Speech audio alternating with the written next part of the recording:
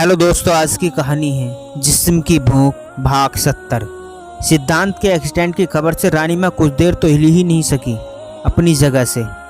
माँ बनकर पाला था उन्होंने, पर आज उन्हें एहसास हुआ कि वो माँ ना बन सकी। जितनी भी कठोर हो, पर सिद्धांत के लिए उसके दिल में हमेशा ही मोहब्बत रहती थी। एक मान था उस पर जब से उसने अपनी मर्जी से शादी की वो उससे खुद ब खुद दूर होती चली गई।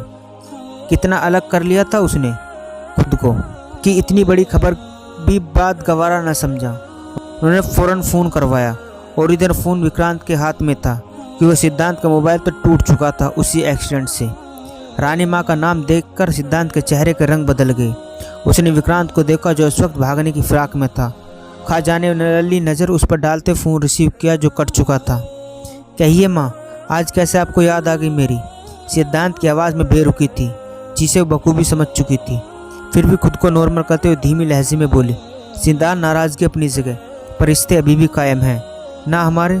खुद को इतना मत दूर करिए कि चाहकर भी हम वहाँ तक ना पहुँच सके।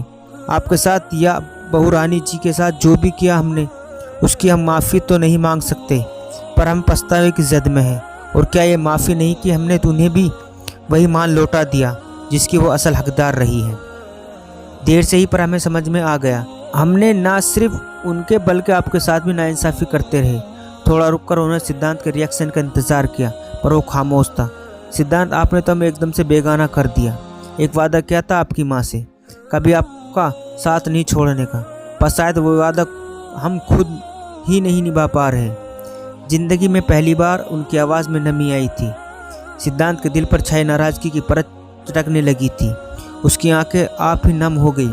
अंशिका पास में बैठी थी और उसके चेहरे के उतार चढ़ाव देखकर अंदाज़ा लगा रही थी कि वो क्या बोल रही हैं।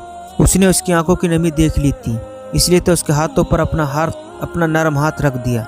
सिद्धांत ने एक नज़र उसे देखा और खुद पर जब्त रखते हुए बस इतना ही कह सका, माँ गलती हो गई, मुझसे आइंदा ख्याल रखूँगा। बस आपको परेशान नहीं करना चाहता था। रानी माँ ने कुछ नहीं कहा, बस एक लंबी सांस ली, जैसे वो भी समझ गई थी कि वक्त काफ़ी आगे निकल चुका था और हम समझने या समझाने का कोई फ़ायदा नहीं रहा। बस इसलिए शायद खामोशी से फ़ोन रख दिया। पर इधर सिद्धांत के दिमाग में तो कुछ और ही चल रहा था। वो तो बस उसकी भीगी आंखें सुनकर ही पिघल चुका था। मोबाइल को काफ़ी देर तक घूरने के बाद आखिर उसने फ़ोन दे ही दिया। क्या कहा माँ ने? अंशिका ने झटकते हुए पूछा। माँ ने बहुत देर से उसके खुद पर सब्र के पहरे बिठा रखे थे। कुछ नहीं, बस हाल जानना चाहती थी कि कैसे हुआ ये सब। खोए हुए अंदाज में कहते हुए नज़र चुराने लगा, जबकि अंशिका जान चुकी थी कि ज़रूर बात इतनी सी नहीं हुई, और भी हुई। बस इतना ही कहा ना? उसने उसकी आंखों में गौर से देखा। वो उठने की कोशिश करने लगा। मैं हेल्प करती हूँ। उसके पास आते हुए उठने में मदद करने लगी तो वो उसकी नज़र देखे बगैर उसके बड़े हाथों को इग्नोर करता वो सोफे की बैग से सहारा लिए खड़ा हो गया। अंशिका को उसका ये व्यवहार अजीब लगा, पर अगले ही पल वो बुरी तरह से लड़खड़ा गया। इससे पहले गिरता अंशिका ने बढ़कर उसे थाम लिया। जब खुद से चल नहीं सकते तो कम से कम किसी की हेल्प लेने में क्या बिगड़ जाएगा?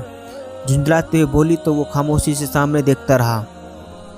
उसे सहारा देते हुए वो अंदर ले गई और बेड पर बिठा दिया। इससे पहले कि वह उठती, सिद्धांत ने उसका हाथ पकड़ के अपनी तरफ खींच लिया। अंशिका उसे अजीब नज़रों से देखने लगी।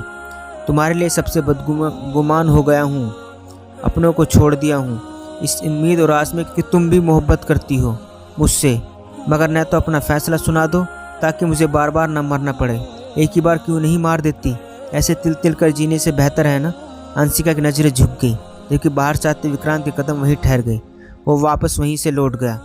इसका जवाब मैं जल्दी ही दूंगी, पर इस वक्त जाने दो मुझे, अंशिका ने इल्तिजाई लहजे में कहा तो उसने उसका बाजू छोड़ दिया। अंशिका अगले ही पल बाहर निकल गई। सिद्धांत किसी गहरी सोच में डूब गया और उधर विक्रांत के दिल को जैसे चैन ही नहीं रहा। क्या इतने दिनों में भी कुछ भी सामान्य नहीं है? उफ, मैंने तो कभी इस तरह ध्यान ही नहीं दिया। पर मैं अब दोनों को एक करने में हेल्प करूँगा। इसके बाद ही घर जाऊँगा। खुद से अहद करते हुए वह आखिर एक नतीजे पर पहुँचा और मुस्कुराते हुए बाहर निकल गया।